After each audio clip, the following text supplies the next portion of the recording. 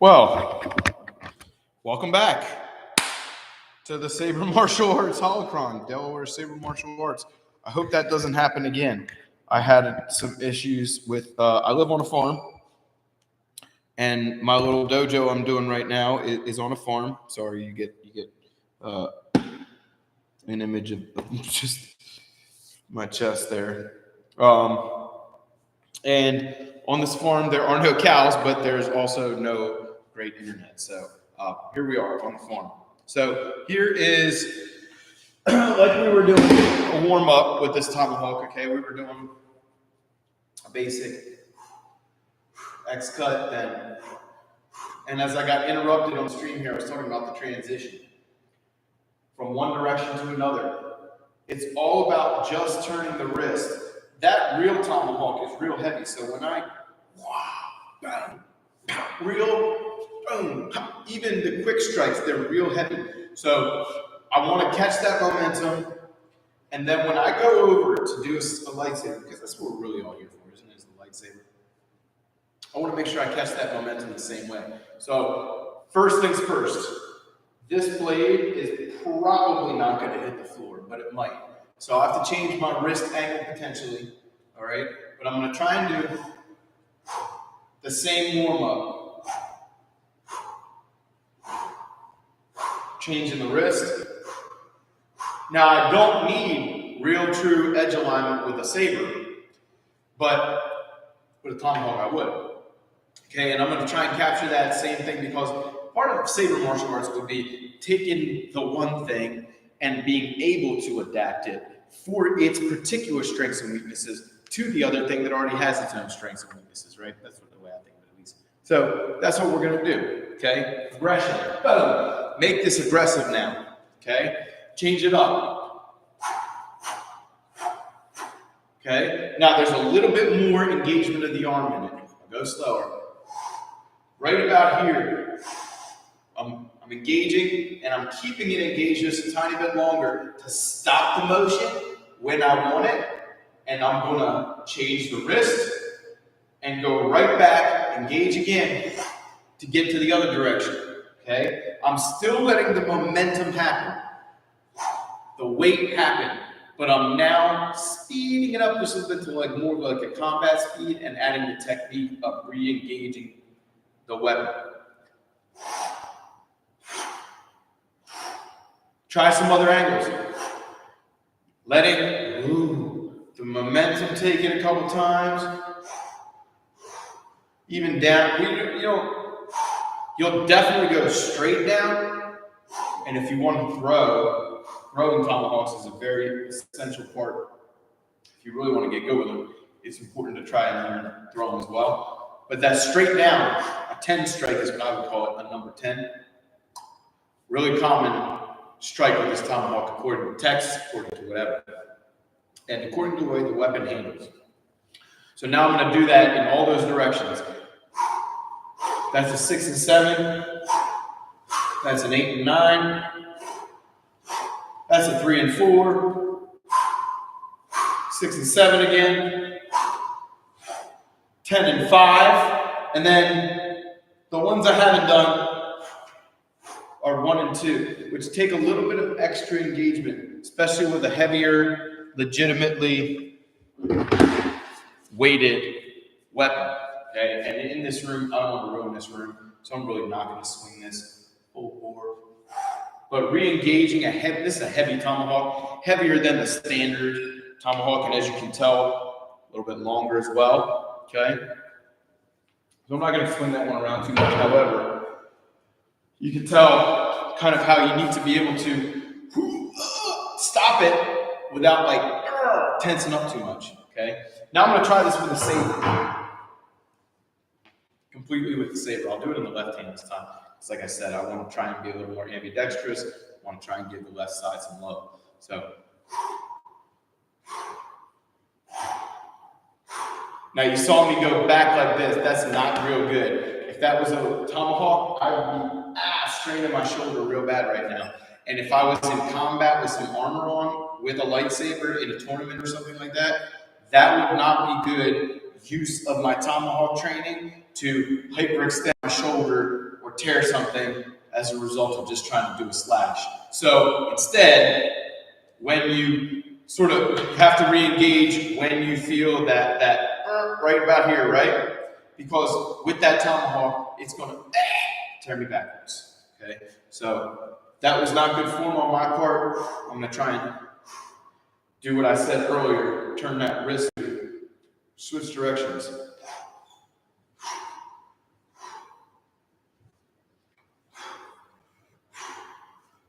Then I'll start adding the other angles. 3 and 4, 1 and 2. We did 6 and 7, 8 and 9. And of course, 5, 10, 10, 5, right? Same thing. Okay? Now, what I'll start to do is put a little snap in it. Okay? Let me do it with the hawks first. Here's what I'm saying with this tomahawk, the rifleman's hawk. And this could be, by the way, two-handed as well. It was not uncommon, especially with a little heavier hawk, something maybe with a jawbone for a blade or something like that, to carry it or use it. Boom, 2 hands, transition back to 1 hand. And as you can tell, spinning, a very Ataru concept, flashy, a little acrobatic, right? But also in this purpose, it's to mitigate the momentum, the torque on your shoulder, right? And I don't even know if I'm using these physics terms correctly. Somebody could correct me. But you guys get what I'm saying here. It's helping you not damage yourself and damage the you-know-what out of the other person, okay? So I'm going to re-engage a little bit now, and you see my stance change a little bit. Here, I'll lower the cam. See my stance change a little bit as well, okay? I'll start with my 6 and 7 because that's the easiest. Then I re-engage a little bit. And then you see me even pull my elbow back a little bit now. Back to 3 and 4. Now I'm going to come to 1 and 2. And I did even, just right here, I didn't pull it back too much, but I can feel it right now, right? So I'm not going to go past my own shoulder blade. I'm not going to go back here. I'm going to go right to it, okay? So as I come through and I turn my wrist, the wrist is the only thing that moves. Then my 1, I'm up high enough already. My 2, then I come to 10. Boom! And you see my whole body drop on that. Now, this is a longer shaft. I'm still carrying it in the lower third, but at the top of the lower third. So it's just kind of help with the momentum. Even the middle is great for that momentum, but you do start to poke yourself unless you're using 2 hands. And you see here, loose but in control. Maybe dexterous is a good word for it.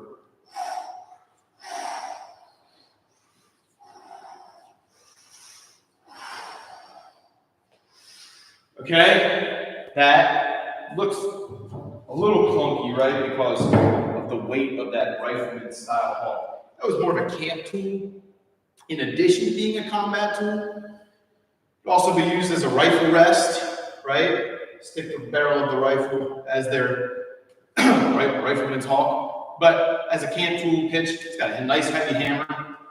Now, I am a big fan of learning, boom, how to pop right from where you are, use the opposite end of the weapon. So that was a downward diagonal chop. And without stopping the weapon, but cushioning the downfall and re-engaging it upward, whack! You can use this nasty, thick, heavy hammer, which is used to pound in tent stakes and help baton firewood, boom. But even with this lighter hawk, okay, so now we do the same thing. I'll do my left hand this time. It's going to look worse, but I'll try and make it look nice. I'll go up top here, 1, 2, 3. I'm going to re-engaging just a little bit. Breathing when this would do the worst damage.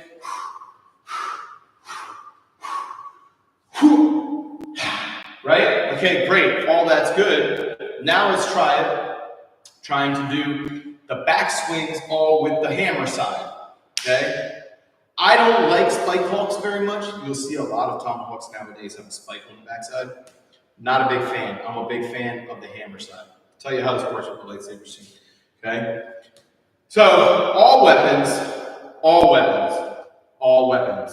have a critical offensive sort of section. Okay? And I keep tapping it because that's what it is. The Tomahawk is great because all weapons, it's about 3 to 5 inches of that weapon at the end. Okay, on a katana, it has a special name. At the end of a rapier, that's the pointiest part, right? And generally, the sharpest is the tip and the edges that come right off the tip of most swords and knives and bladed weapons. So the Tomahawk is great because it gives you that visual of that 3 to 5 inches, right, of critical damage. That also teaches you to use the apex of your lightsaber blade as much as possible as you're swinging. We'll talk about that in a second. Okay, now let's go through. We're going to go 1, 2, 2, 1, 3, 4, 4, 3, right? And you see me turn, boom. I would probably do this with one side forward, but since we're still kind of just warming up, getting used to the weapon, I'm staying in this modified, like, little neutral horse stance, okay? Ready? Let's go back to that. I'll do it with my left hand, like I said. 1, 2, 2, 1, 3, 4, 4, 3. Okay, now I don't go right to 5 next, I go to 6, 6, 8, 7, 9, right? You see that? Then I'll go 9, 7. And that's going to hyperextend too. If you go crazy here, swinging with your arm, you're literally just snapping your wrist. Okay, then I'll go 8, and I like this one, 6. And it's also going to cover my head, bat anything out of the way if I need to, or smash them with the back of the hammer or the flat. Bop. Okay, from here I'll go to 10. Boom, and up with 5, whack. And then I'll go to 5, hop, whack at 10, boom. And then I like to end on a big boom chop of some kind. It doesn't matter, just because I don't like to end on a little snappy move. Okay, let me show you with the right side because I look much better. And it's a better representation of the exercise. Ready? So we go. Chop, let the chop, backhammer, let the momentum carry it. Chop, backhammer, same 2 zones. Then we go to the mid zones. Chop, backhammer, chop, backhammer. Now, I'm not going to, okay? Those are controlled spins. Backhammer, okay? Then from here, we go into the diagonals. Chop, backhammer. Then I go to the other, chop, backhammer. Then I'll turn my wrist, chop, backhammer, chop, backhammer, chop down, hammer to the groin, chop to the groin, hammer, chop through, okay? Now you will see that this chop will carry through and go past my body. This is not a parrying weapon. This is not a parrying form. If you're parrying, you're cutting things off. You're pulling Obi-Wan Kenobis on everybody. Okay? Just taking limbs with you, left and right. Let's do it with a saber. In a moment, I'll show you how this works with a shoto as well. And if we have some time, I'll show you some knives and things, training knives that will help with some of the Jarkai type principles. Okay, so I have my saber. I'll go left hand first. Okay. I just want to get my left arm, that warm up that the right arm got. Okay. Here we go. Boom, backhammer, boom, backhammer, boom, and here's what it looks like at speed. You ready? You see that extra zip when that 3 to 5 inches of the lightsaber apex goes through the target. Now this whole thing is going to cut whatever's in the way. That's why you treat it like a tomahawk, if you will. Okay, but you're going to add a little extra cut because that weight at the end of that weapon, the tomahawk, requires your arm to, like we said, engage and take the weight, right? Well, you're going to treat this as if it needs you to do the same thing. It doesn't, but when you do this,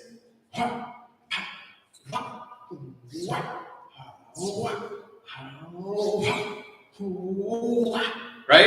Okay, when you do that, you're going to be effectively transferring more energy to the opponent's body or weapon when you strike it.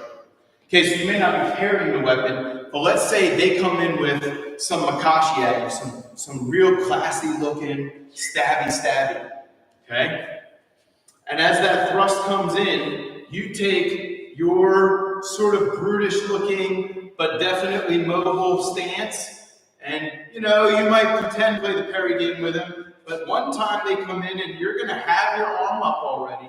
That's the key. You're not broadcasting, I'm gonna tomahawk chop you. No. As you read the opponent that they may come in with a thrust or something, your arm's already come, and you see this hand here, okay? Rather my hand get cut than my body get cut, right? I know points are one thing, and you don't want anything to get cut, but you can take it out of the way if you want. You can put it down, but I prefer you just keep that thing up, or grab the saber with it. Anyway, they come in with some Makashi, they come in with some fancy stabbing. Okay, you might play the game one time. You're gonna already have it coming up. You're gonna whack that stab out of the way, boom, and hit him with the back of the hammer of your saber hawk. Okay, this is just how you think about it.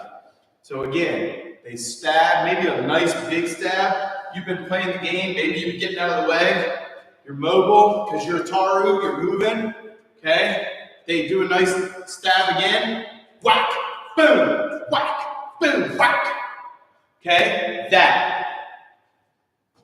Let me show you with the tomahawk. Here comes Mr. Makashi, or Miss Makashi, this straight on step, maybe perfect technique. I say that cheekily, but maybe beautiful technique, whatever. You play this game, you move out of the way, right? Eventually, this is already up.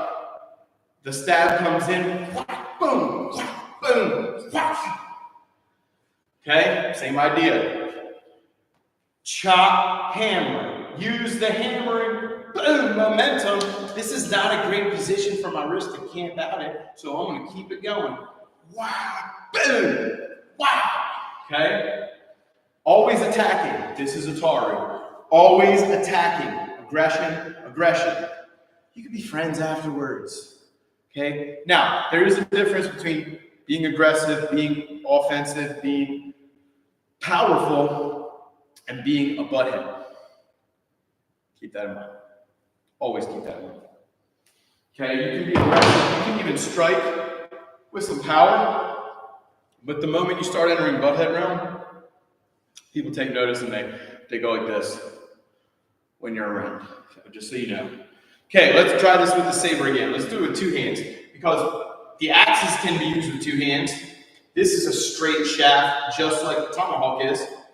And here, I'll do it with this is a very heavy saber, particularly in this configuration. I don't know if you see the red blade, but it's a longish blade. The hilt is long. It's like 13, 14 inches and heavy. Okay. I like it. I like it mainly for two-handed. So we'll try some one-handed and some two-handed. Same thing we just did. We'll go through those 10 zones. So 1, 2, use the momentum 2, 1, 3, 4. I forgot which one I was on. I did diagonal up, diagonal up. Now I need to do diagonal down.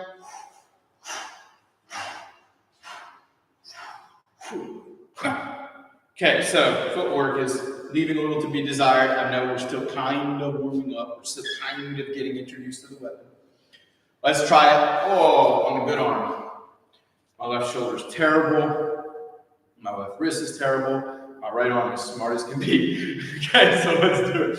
We'll get into a little bit better stance. I have 1 foot forward now. It's actually my weak side foot forward. This is the way a right-handed person would kickbox.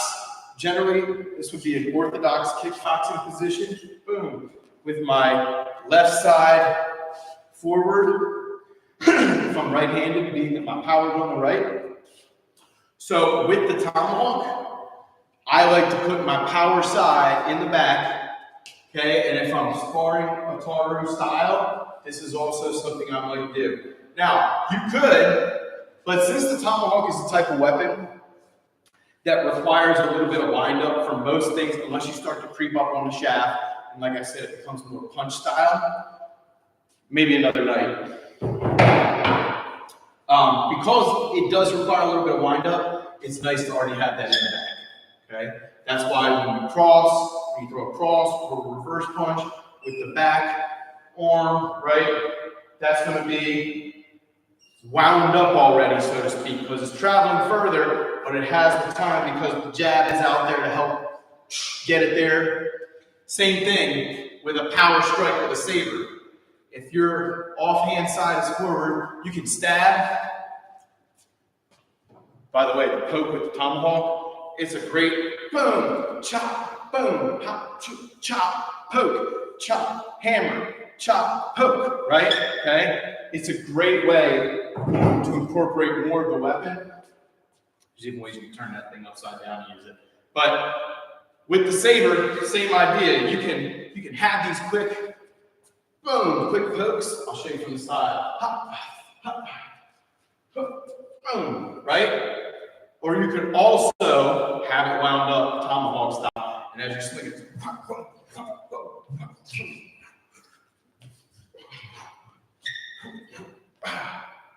so that looked fast, but slow it down yourself. I mean, chop, use the momentum, back up, chop, stab, boom. Okay, treating it like this, nasty chop. Hammer back, whack, come through, nasty chop, boom, hit quick, pow, with this spike end here, or it's not a spike, but that butt end or that top end will spike them. Okay, boom, then choke up a little bit, come through, punch, slash, right? Okay, saber. Big heavy chop, whack. Come back hammer, whack, come through chop, slash, boom, poke, boom, right? Same thing, boom, chop. This is Ataru, man. Overwhelming with the power, with the aggression, with the offense. And if they're Mr. Dooku, right? Just divvy stabbing all night. This is a good way to start throwing that linear game, whack, off course. Okay, you hit one blade that does this, you hit it one time, like this, and send their blade going, whoa! By the time you've recovered, if you practice the way I told you, engage that wrist, engage, re-engage and turn back up, you're gonna have another cut on them before they've even recovered from you sending their stab off course. Now, I've talked a lot about stabs, that's because in the field, a tomahawk through history might have encountered something like this most often. This is a Polish saber. They probably wouldn't have encountered this specifically, but a saber of sort, a cavalry saber. A very slashy weapon, right? Great. But also, there would have often been a side sword element, a straight side sword, but this is not able to stab. This is something they definitely would have, boom, stabbed with. And it might have been a back sword. It might not have been a saber. It might have been something more like a back sword, which would be more of a straight blade. Also cavalry use often, okay? Or just in a dueling situation. So they'd be encountering that European sword style, maybe another person armed with a tomahawk or knife. Okay? I haven't even talked about the knives tonight. Not yet. We'll get there. So I'll do another one of these, maybe later in the week. This is July 4th week. This is a very American weapon. Okay? And this is just basically a little taste of how you might train with it right now. You throw it into Ataru, and you understand that this is not to parry with, this is to attack the opponent with at all costs, at all measures, at all reasoning.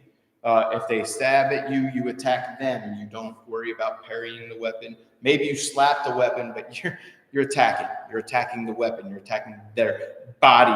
You're attacking their morale, really, at the end of it all. So anyway, here we go. I'll end you with a little bit of technical sort of exercise. Same thing we just did. I'll show you with Training Hawk. And actually, what I'll do is I'll show you with a knife as well. So this Training Hawk is great. I already mentioned that. It's basically the same thing that your lightsaber blade is made out of. Similar material, I should say. But I also have these training knives by a brand called Sharkey, Sharkee. These are great. This is something that might be similar to what like an Indian long knife might have been, a bush knife, something you would potentially skin animals with. I'm a hunter. I don't skin things with a double-edged blade because I don't like to cut guts open. Nasty endeavor. I like things more like this. This would have been more something like a scalping knife or a field knife, a hunting knife, something that would have a dull spine and a pretty sharp, like surgically sharp edge. So this is what I like. So this is what I'll use this one. This might be what you call a long knife. And often you hear about tomahawk and long knife. This is a Japanese style tanto dagger. Not what we're going to use tonight, but it is single edge as well. So you could use it. Okay. And we're going to turn it into a reverse grip. It gets bad press a lot of the time, but it's everywhere in fantasy, film and TV and all that stuff. And it really is the way to use it with the tomahawk. It's much better to use, in my opinion, and through some of the research I've done as well, much better to use the knife in this grip with the tomahawk. Possible. But again, you tend to get into this fencing thing with this grip where you start to fence with the knife. You don't do that. This is not the weaponry for that. This is aggression and offense. So this shields, but also has a nasty punch effect and hook effect and all that kind of thing. So you can definitely pair them up. I'm going to use this one for visual sake, for the sake of actually being able to see the knife. But then I'll show you with the small one. And the thing about small knives is they're a lot more scarier. This is a lot harder to see in combat. It's a lot easier to move faster. It's a lot easier to switch the grip. I can just hold it like this and probably slice in a devastating fashion, right? I can definitely stab in a devastating fashion without having to actually, right? But in this style, we're going to use this knife as like a forearm shield and parrying dagger, as it were. Okay, so I'll show you the same exercise we just did. We started with the simple chops, with catching the momentum, controlling the momentum, and now we're going to add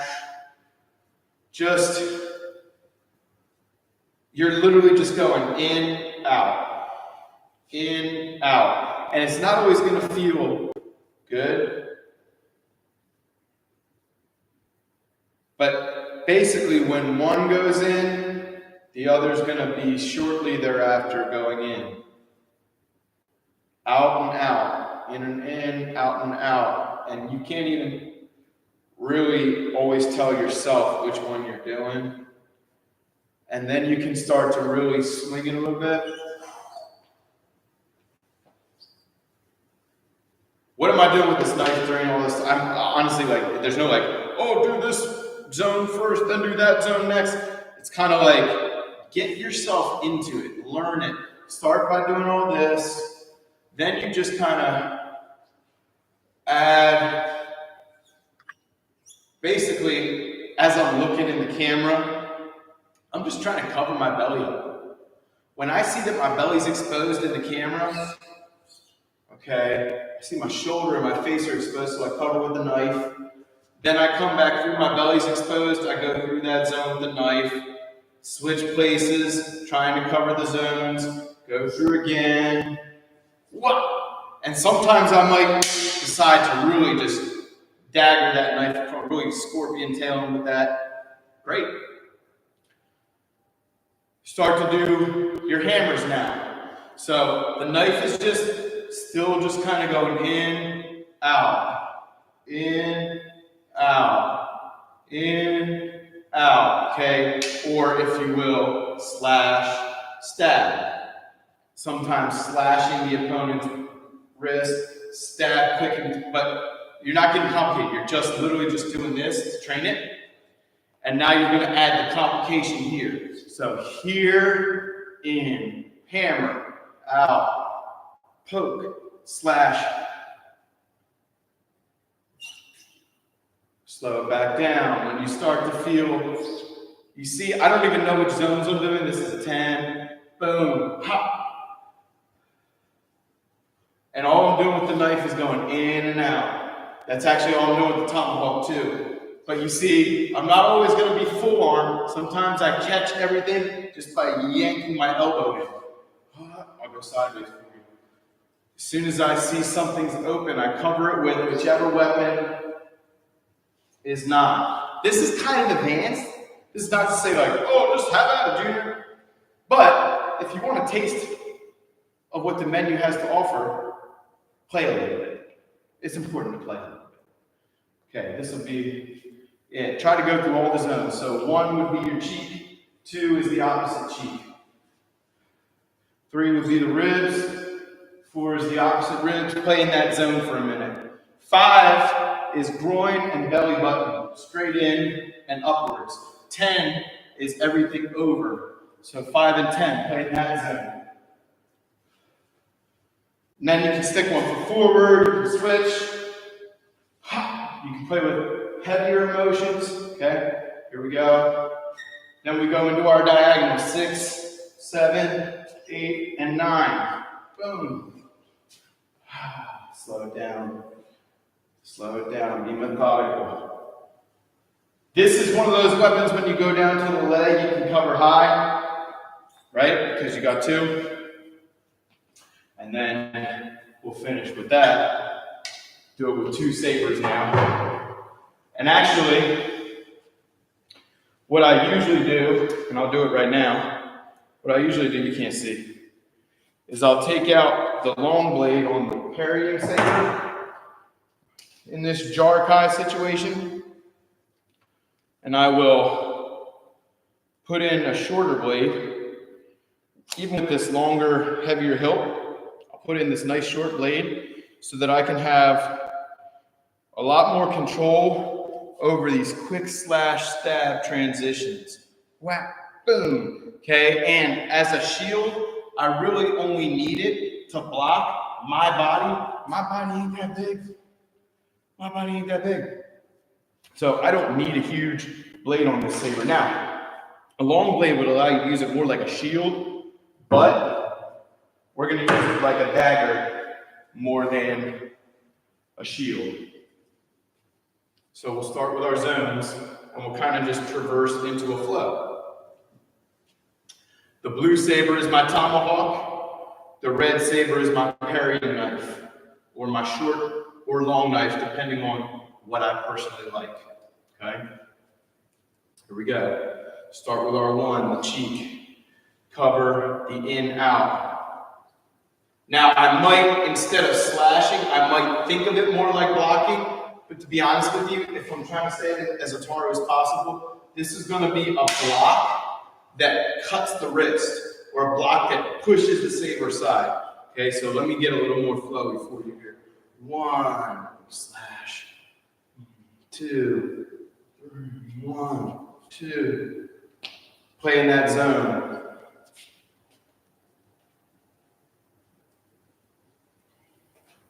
I'm basically just playing with this, with these 2 target areas. Boom. Sometimes I might cover low or add a low, stab or slash. Okay, now I'm going into the diagonals, the 7/8s, the 9/10, the 6/7s, the 8/9s.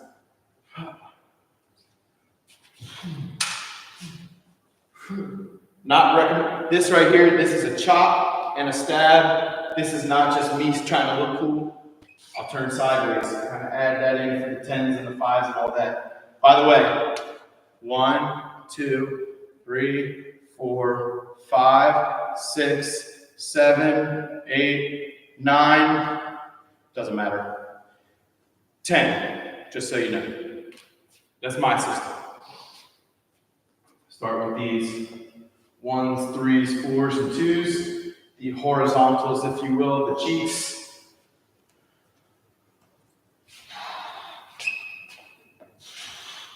Trying to use all parts of the saber, but really focus in that sort of pendulum. Now, it's hard to do. You can't really just, whoa, you kind of lose control of the saber.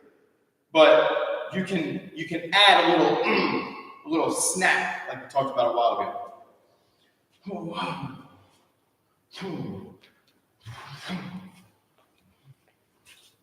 Now I'll add some of that vertical.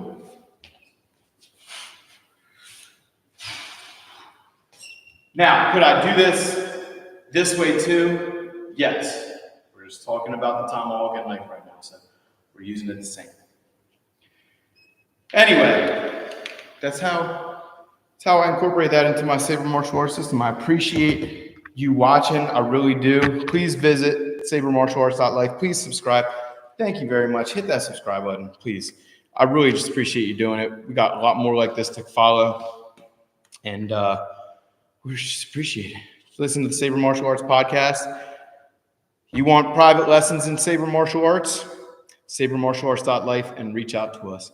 Thank you very much, and I'll talk to you in the hog soon. Thank you for watching.